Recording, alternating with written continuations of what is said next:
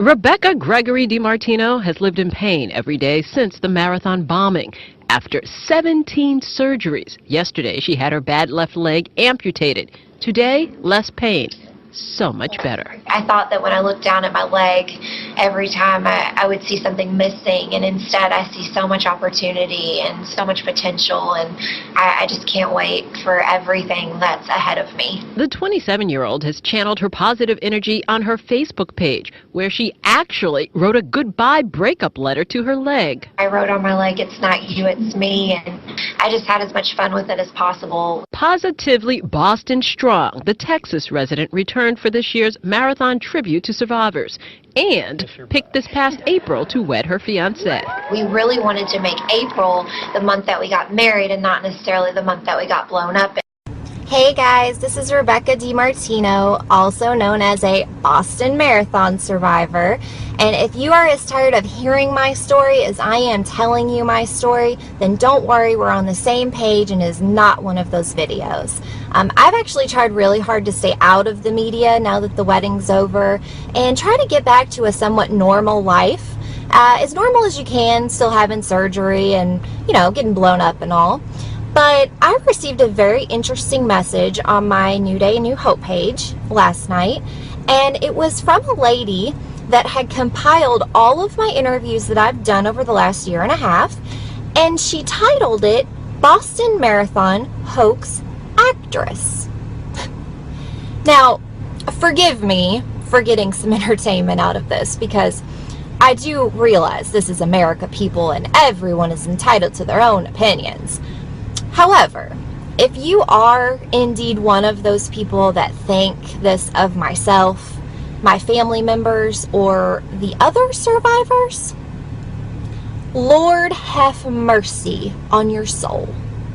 I mean, really.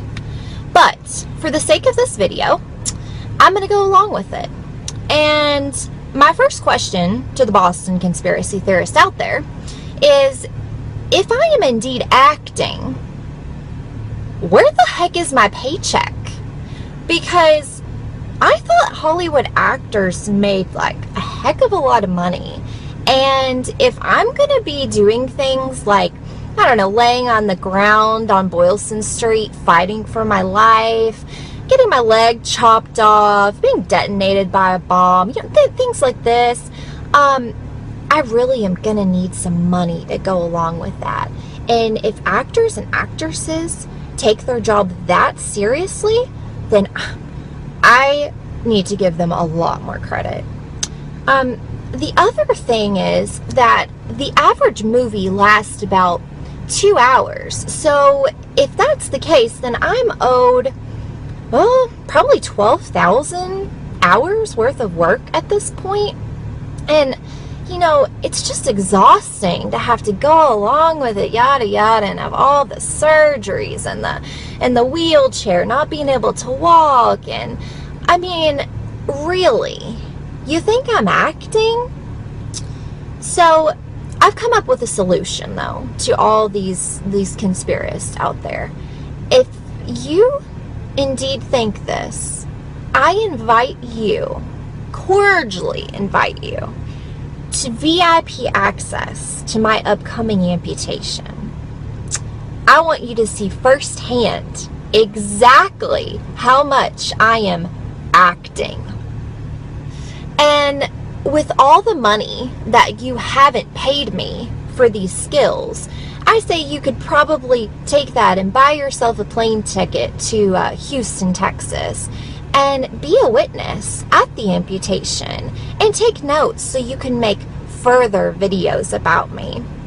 And one other thing, thank you so much for all of your negativity, because it is exactly what keeps me doing what I do and trying to bring other people hope and bring light to such a horrible situation.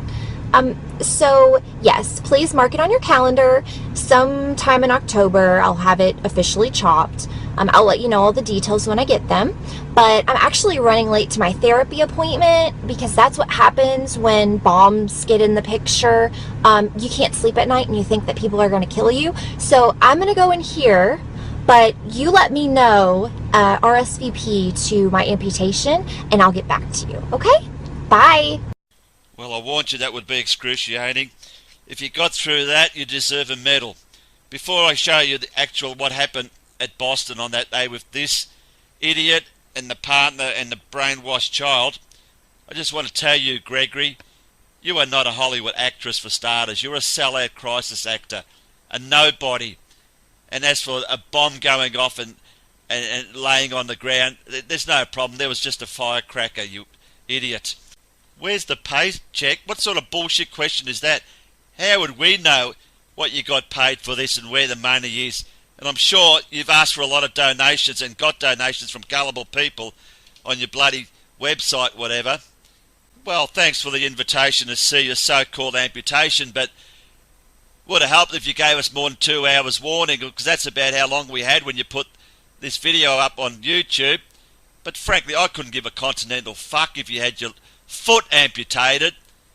It wasn't your leg, it was your foot supposedly.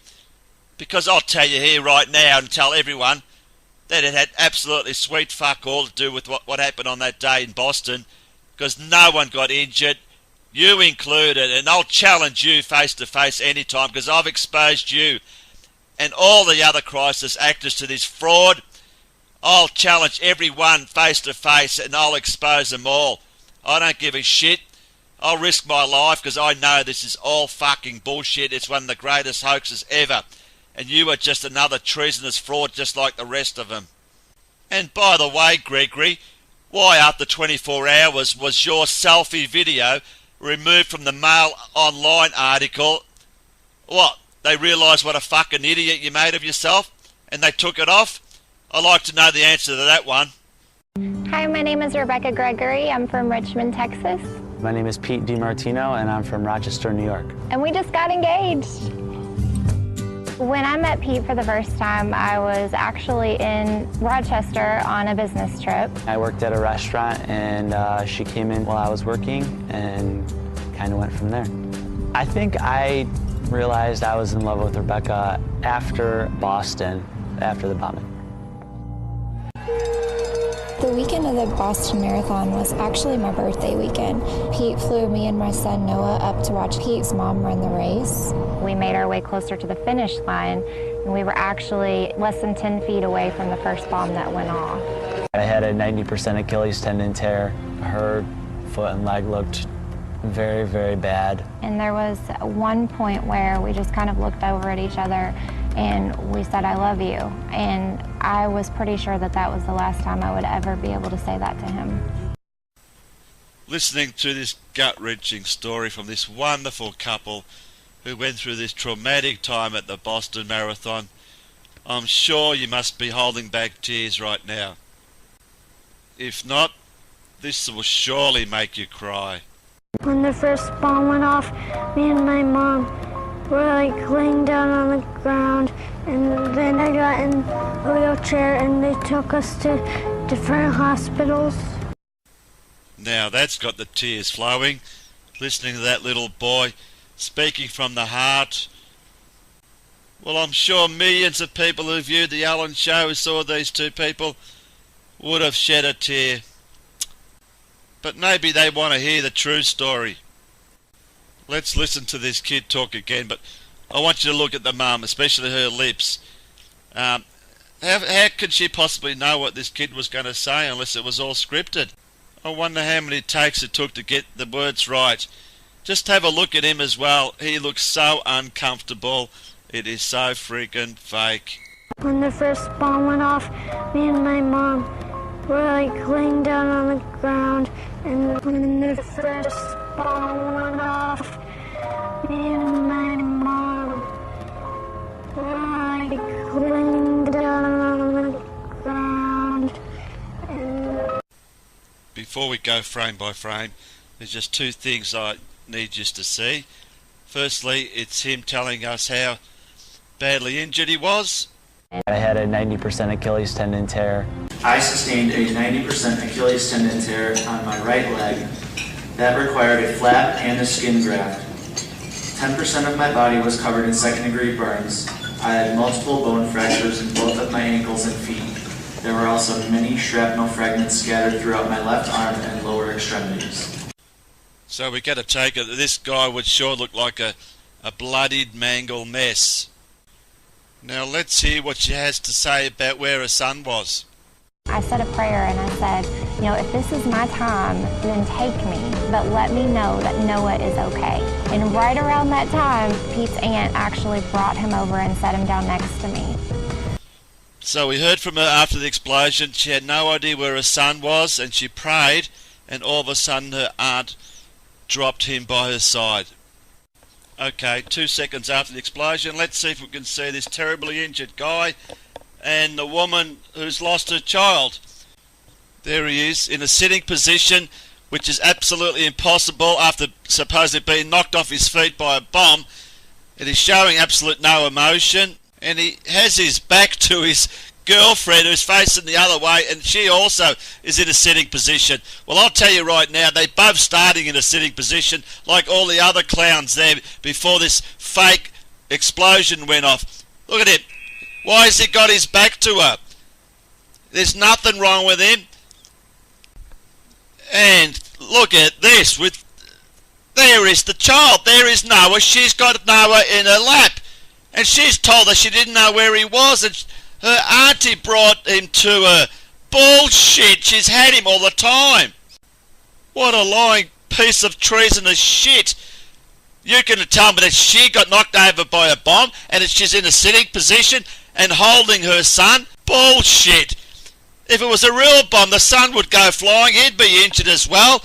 You wouldn't just have him sitting in your lap after being knocked over by a bomb. But we know, like I've said all along, you've been in that position before the explosion, like all the other fucking clowns in that area. So within seconds, this uninjured fraud all of a sudden decides to get up. He has a look around. How's it going there, love?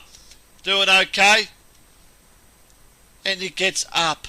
Gets up within seconds. You'd think the first person he'd go to is his sooking bloody girlfriend and the child. There he is. He gets up. Darling, how many times have I told you these cheap jocks that you buy me, they get up my butt crack and they're so uncomfortable, especially in these bullshit stage events that we do. So there he is. He adjusts his jocks. You'd think the first thing he'd do is go to his lovely darling wife and Noah, take them away because they're sitting on the ground screaming. She's supposedly trying to scream, whereas he doesn't show any emotion. Why does he show no emotion? Simple. There's nothing wrong with him. Have a look at his legs.